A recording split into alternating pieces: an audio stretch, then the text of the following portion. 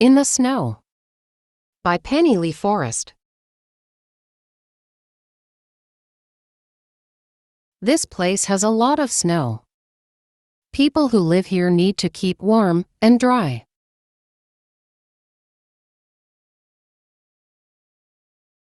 A long time ago, some people made their houses out of snow and ice. The ice kept the cool air out.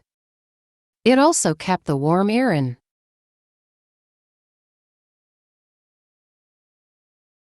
The people fished.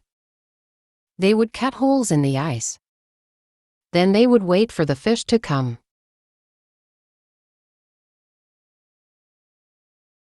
The people used dog sleds like these to move across the snow. This sled has 4 dogs pulling it.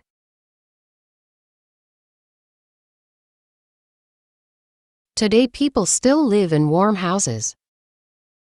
The houses are not made of snow.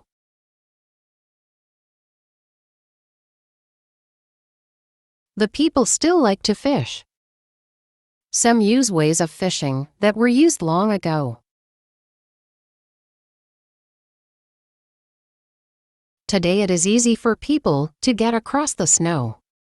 It is fun to live in the snow. Think critically and answer these questions.